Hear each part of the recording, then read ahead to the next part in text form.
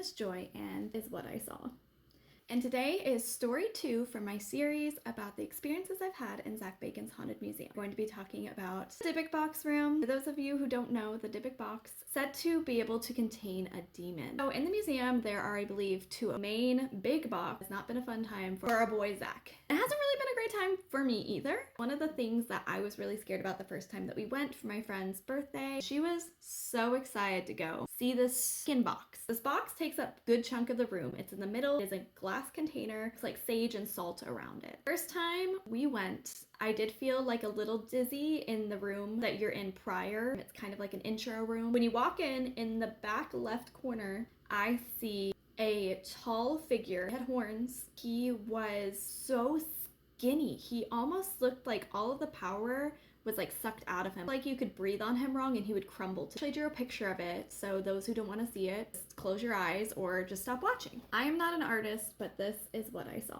You could literally see his rib cage structure in his face. He had way longer fingernails. Stood in the corner. We started walking around. I was following my friend and he starts getting closer and I said, hey, no, you got to turn around the other way. We start walking the other way and I said, look, I think we need to leave.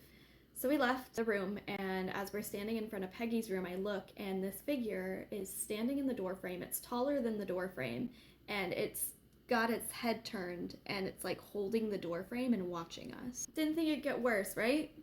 Right? Told a crew member about what I had seen. He said when he was a tour guide, had somebody pass out like there and kept telling him that there was somebody right behind him. And when he's telling me the story, I feel like fingers digging into his shoulders. I was like, did you feel like there was something digging into your shoulders, like a big weight? And he's like, yes.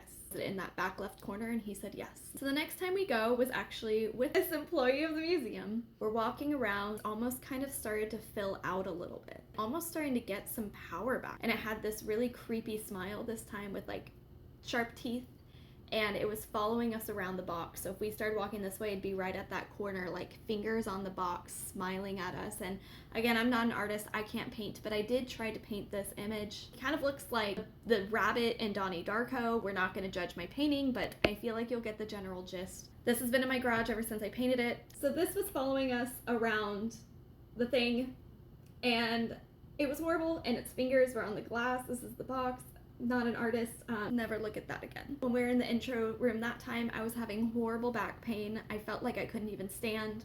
It feels like when you haven't been drinking water and your kidneys hurt. Like the last time I went into that room, it almost felt like it wasn't in the room, it was the room, but at a certain point it was actually standing in front of us, almost like leading us around, and I hated it. Talking about